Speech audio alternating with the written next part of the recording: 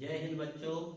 आज हम लोग अध्याय 2 पूर्ण संख्या एवं पूर्ण संख्या पर संक्रियाएं हम यहाँ जानने की प्रयास करेंगे कि पूर्ण संख्या किसे कहते हैं। ठीक है ना। मान लो मेरे पास 20 चॉकलेट है और मैं कक्षा में गया और आप लोग भी कक्षा में कितने बच्चे हैं? पूरे के पूरे 20। और मैं 20 चॉकलेटों को एक एक चॉकलेट सभी बच्चों को बांट दिया। अब बताओ मेरे पास कितने चॉकलेट बचे? कितने बचे? कुछ नहीं बचे। अब जब कुछ नहीं बचे तो जब कुछ नहीं बचा है तो उसके लिए हम लोग गणित में ऐसा क्या संकेत का उपयोग करते हैं? बताओ क्या चीज का उपयोग करते हैं? शून्य का उपयोग करते हैं। जब हमारे पास कुछ नहीं रहता है उसको बोलते हैं मेरे पास कुछ नहीं है, मतलब मेरे पास शून्य है। ठीक है ना। जैसे एक और उदाहरण बताता हूं। मान लो कोई पेड़ है और उसमें 5 पक्षी बैठे हुए हैं और कोई शिकारी आया, उसको देख करके पूरे 5 के 5 चिड़िया उड़ गए, तो पेड़ में कितने चिड़िया हैं? कुछ नहीं बचे।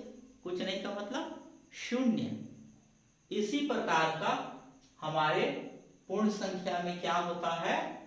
जब प्राकृतिक संख्या के शुरू में अगर शून्य को शामिल करते हुए लिख दिया जाए तो वह पूर्ण संख्या बन जाता है। जैसे शून्य को पहले लिख दिया, इसके बाद 1 2 3 4 5 डेश डेश डेश अनंत तक। ये है पूर्ण संख्या।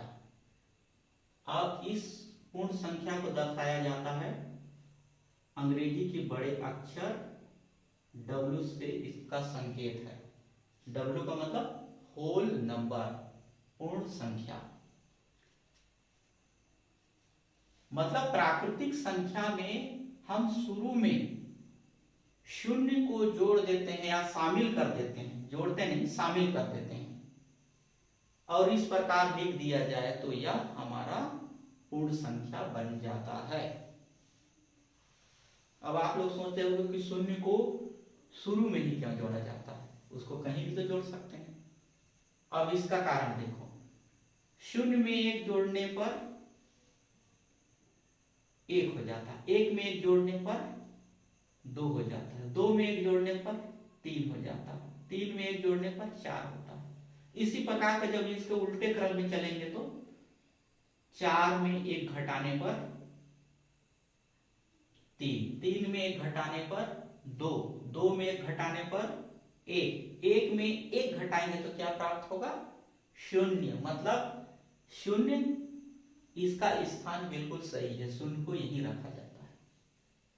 मतलब इसका परिभाषा क्या बन रहा है कि जब प्राकृतिक संख्याओं के साथ प्रारंभ में शून्य को भी शामिल कर लिया जाए तो वह पूर्ण संख्या बन जाता है। अब यहां पर हम लोग ध्यान से देखेंगे, सबसे छोटा पूर्ण संख्या हमारा क्या है? शून्य। और सबसे बड़ा पूर्ण संख्या अनंत, वो हम लोग नहीं बतला सकते, क्योंकि जब भी हम कोई संख्या यहां पर लेंगे उसमें 1 जोड़ देंगे तो अगला पूर्ण संख्या वो बतलाने लगता है। इसलिए हम लोग सबसे बड़ा पूर्ण संख्या नहीं बता सकते, वह अनंत होता है। अब मुझे पूरा विश्वास है कि आप लोग पूर्ण संख्या के विषय में समझ गए होंगे। धन्यवाद।